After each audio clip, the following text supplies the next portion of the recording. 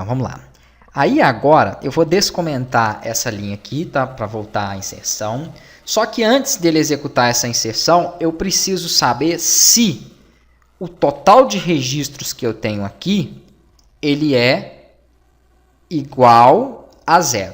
Ué, mas por que dois iguais? Tá? Para fazer uma comparação, sempre você coloca dois iguais. Um igual só é para definir valores. Tá bom? Então, se eu estou comparando, eu tenho que colocar dois iguais que ele vai entender. Se eu estou querendo saber se esse total de registro que foi encontrado aqui em cima realmente recebe 0. Se ele receber 0, aí eu vou pedir para ele executar esse comando aqui, ó, que é essa carry. Eu vou tirar esse eco que está aqui, vou deletar ele, ó, prontinho, porque eu não quero que isso fique sendo exibido, e vou rodar novamente, né, o meu código aqui, ó. Beleza.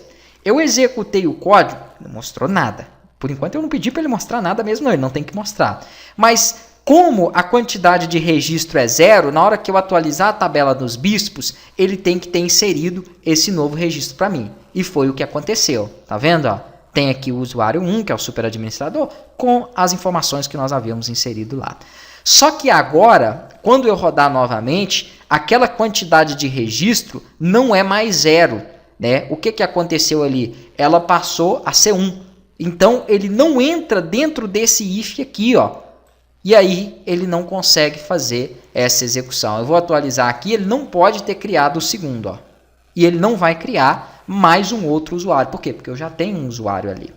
Para quem já costuma acompanhar meus treinamentos, percebeu que eu não coloquei as chaves aqui, ó, tá? Para abrir e fechar o que eu estou querendo inserir dentro do if. Eu não preciso de colocar isso quando eu tenho apenas uma linha. Se eu tivesse outras verificações, outras consultas, outras execuções a serem feitas aqui dentro, aí sim eu precisaria de ter feito, ok? Como eu não tenho, eu não preciso colocar. Então, é uma regra aí mesmo do PHP, né, não tem essa necessidade, tá? Agora, eu primeiramente somente vi a questão dos bispos aqui. Ele já inseriu um, mas eu também preciso de um usuário, que é até mais importante do que isso, ok? Então, o que eu vou fazer é copiar toda essa consulta aqui, vou colar ela aqui embaixo, só que eu vou mudar. Eu vou agora verificar a tabela de usuários. Olha como é importante você entender as coisas. Não precisa de ficar decorando, né? Porque uma vez que eu já fiz a consulta uma única vez, isso aqui vai me servir para o resto todo do sistema. Toda vez que eu vou dar um insert em alguma tabela, vai ser essa linha aqui, ó. Então é importante você saber aonde aplicar aquilo, tá? E não a questão de decorar isso aí. Agora eu preciso de fazer o quê? Saber se eu tenho usuário cadastrado. Porque caso eu não tenha usuário cadastrado, tudo isso aqui se mantém. Ó. Ele vai verificar o total de registros que eu tenho ali e vai dar um insert para mim. Tá, mas ele vai dar um insert agora onde? Claro que é na tabela de usuários. E esses campos que eu for inserindo aqui, ó, vai ter que ser de acordo com o que eu tenho na tabela de usuários. Então vamos para ela. Né? Na tabela de usuário eu tenho nome, eu tenho CPF, e-mail, senha e nível. E tem mais um campo que eu esqueci, tá? Que é de extrema importância, né, a ser inserido aqui. Então, esse campo que eu esqueci aqui, eu vou clicar aqui em estrutura e vou adicionar ele no final. Após o nível, ele vai ser ID pessoa, tá? Porque toda vez que eu tenho um usuário, ele vai estar relacionado a uma pessoa. Pode ser a um tesoureiro, pode ser a um pastor, pode ser a um bispo. Até então, pelo que eu tenho na minha cabeça aqui de cadastros que vão acessar informações no sistema, são esses, tá?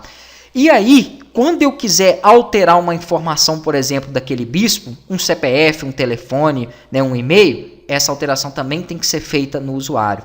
E para isso, eu preciso de ter um campo que seja comum nas duas tabelas.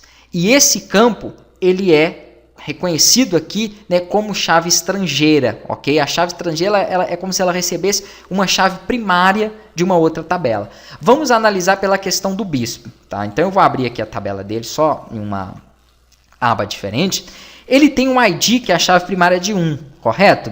Aqui dentro, quando eu salvar o primeiro usuário, que vai ser relacionado a esse bispo, ele vai ter no campo ID pessoa dele o registro 1, para que eu saiba que ele tem a relação, tá? Que ele está relacionado àquele bispo que eu cadastrei, né?